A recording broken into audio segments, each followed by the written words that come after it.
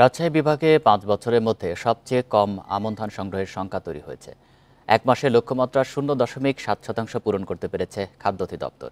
কৃষকরা বলেছেন, বাজারে সরকারি দামের চেয়ে মন প্রতি ১ থেকে ২০০ টাকা বেশি পাচ্ছেন তারা। এই সংকট কাটাতে ক্রয়নীতি পরিবর্তনের তাগিদ দিয়েছেন বিশ্লেষকেরা।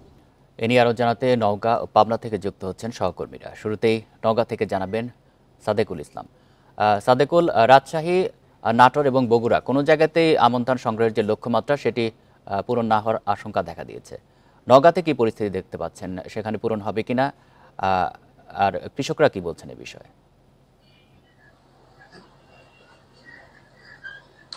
আমি আপনাকে জানাই যে নওগাঁ কিন্তু দেশের অন্যতম ধান উৎপাদনকারী জেলা, কিন্তু এবারে আমরা যে লক্ষ্য করেছি যে আসলে এই সরকারি যে লক্ষ্যমাত্রা তার কিন্তু ১% কিন্তু ধান সংগ্রহ করা যায়নি। এখানকার খাদ্য কর্মকর্তারা যেটি বলছেন যে আসলে আমরা কৃষকদের দাম পাইয়ে দেওয়ার জন্যই মূলত কিন্তু ধানের দর নির্ধারণ করে থাকি। এক্ষেত্রে কিন্তু খাদ্য বিভাগ অনেকটাই সফল, কিন্তু কৃষকরা যেটি জানিয়েছেন যে তারা কিন্তু বাইরে যে দামটি পাচ্ছেন, অর্থাৎ সরকারি ক্রয় মূল্য আপনার প্রতি কেজি ৩৩ টাকা, কিন্তু তারা বাইরেই দাম পাচ্ছেন ৩৪ থেকে ৩৫ টাকা। এবং যদি আপনাকে মন হিসাবে বলি যে সরকারি দর হচ্ছে ১৩২০ টাকা, অথচ বাইরে আজকের বাজার যদি আপনাকে বলি ১৫ থেকে ১৫৫০ টাকা প্রতি মণ ধান বিক্রি হচ্ছে। কৃষকরা বলছেন যে শুধুমাত্র যে বাইরে ভালো দাম পাওয়া যাচ্ছে ১ থেকে ১৫০ টাকা বেশি তা নয়, আমরা যদি গুদামে ধান দিতে চাই সেখানে কিন্তু অনেক ঝামেলা আছে। যেমন ধরেন ময়েশ্চারের সমস্যা, এখানে ঝাড়তে হবে, চালতে হবে, শুকাতে হবে, এবং সর্বোপরি এত ঝামেলার পরে যখন আমরা ধানটি দেওয়ার পরে কিন্তু আমরা নগদ টাকা পাচ্ছি না। আর আমরা যদি হাট বাজারে ধান বিক্রি করি সঙ্গে সঙ্গে কিন্তু আমরা ঝামেলা ছাড়াই আপনার নগদ টাকা পাচ্ছি, সঙ্গে সঙ্গে টাকা নিয়ে কিন্তু আমরা ঘরে ফিরতে পারছি। আর এখানে আমরা যদি গুদামে ধান দিচ্ছি সেখান থেকে আবার ধান বিক্রির রিসিপ্ট নিয়ে আমাদের ব্যাংকে যে লাইনে দাঁড়াতে হচ্ছে, এবং দীর্ঘ সময় অপেক্ষার পর কিন্তু আমাদের টাকাটা হাতে আসছে। এই কারণে আমরা কিন্তু উৎসাহী নই।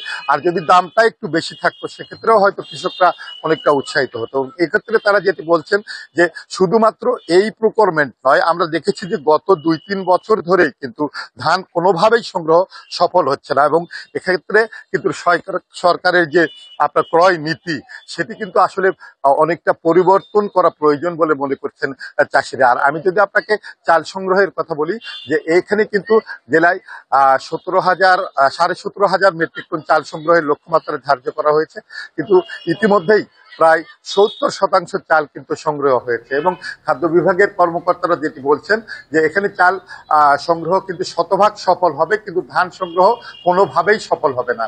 এবং তারা যেটি বলছেন এখানকার যারা রাইস মিল মালিক, যারা এখানে চাল দিচ্ছেন খাদ্য গুদামে, তারা যেটি বলছেন যে প্রতি কেজিতে তাদেরকে কিন্তু ৫ থেকে ৬০ টাকা ক্ষতি স্বীকার করে কিন্তু চাল দিতে হচ্ছে, শুধুমাত্র লাইসেন্স বাঁচানোর সাথে। সেক্ষেত্রেও তারা কিন্তু সরকারের সাদেকুল, আপনি থাকবেন আমাদের সাথে। আমরা এবার পাবনার পরিস্থিতি জানবো। সেখান থেকে যুক্ত আছেন সহকর্মী খায়রুল ইসলাম। খায়রুল, আমাদের সহকর্মী সাদেকুল যেটি জানাচ্ছিলেন নওগাঁর পরিস্থিতি, যে সেখানে ধান সংগ্রহের যে লক্ষ্যমাত্রা সেটি কখনোই পূরণ হবে না, এই বছর পূরণ হবে না। তো আপনি পাবনার কি পরিস্থিতি দেখতে পাচ্ছেন? কৃষকেরা কি ধান দিচ্ছেন গুদামে? আসলে আপনি জানেন যে পাবনা কিন্তু এই ধান উৎপাদনের একটি অন্যতম জেলা উত্তরবঙ্গের।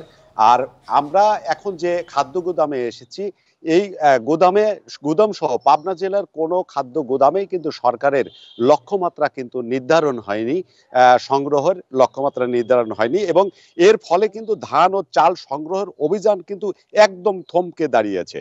কৃষকরা খাদ্য গুদামে ধান বিক্রি করতে আগ্রহী না হওয়ায় লক্ষ্যমাত্রা পূরণ নিয়ে কিন্তু সংশয় তৈরি হয়েছে কিন্তু পাবনাতে। আর বাজারে ধানের দাম কিন্তু বেশি বেশি হয়, এই সংকটের প্রধান কারণ হিসেবে বলছেন কিন্তু কৃষকরা। পাশাপাশি সরকারি ধানের ক্রয় মূল্য যেখানে নির্ধারণ করা হয়েছে ১৩২০ টাকা মন, সেখানে ধানের বাজার মূল্য কিন্তু রয়েছে ১৫০০ থেকে ১৬০০ টাকা মন দরে বিক্রি হয়েছে আজকেও। আর আপনি জানেন যে ১৭ নভেম্বর থেকে ২৮শে ফেব্রুয়ারি পর্যন্ত আমন ধান সংগ্রহের অভিযান কিন্তু শুরু হয়। আর এই সময়ের মধ্যে পাবনায় এবার আমন সংগ্রহের কিন্তু লক্ষ্যমাত্রা ধরা হয়েছে ২,৬১৭ টন। এর ফলে কিন্তু এখন পর্যন্ত কিন্তু ১% কিন্তু ধানও কিন্তু পাবনাতে সংগ্রহ হয়নি, কিন্তু এই জেলায় এখন পর্যন্ত লক্ষ্যমাত্রা কিন্তু এর ফলে কিন্তু পূরণ হয়নি। আর কৃষকরা বলছেন যে এই খাদ্য গুদামগুলোতে ধান দিতে গেলে তারা বিভিন্ন সময় ব্যাপকভাবে নাজেহাল হন, যে কারণে কৃষকরা বলছেন যে বাজারে যেহেতু দাম বেশি, 200 থেকে 250 টাকা মন দরে বেশি পাচ্ছেন, সেহেতু খাদ্য গুদামে কিন্তু 200-250 টাকা কম পাচ্ছেন। এর ফলে কিন্তু তারা হাট বাজারে কিন্তু ধান বিক্রি করছেন, যে কারণে সরকারের এই ধান সংগ্রহ অভিযান একদম কিন্তু আপনার থমকে গেছে। এই ছিল আসলে আমার কাছে ধান সংগ্রহের সর্বশেষ। নওগাঁ এবং পাবনা থেকে জানাচ্ছেন আমাদের সহকর্মীরা।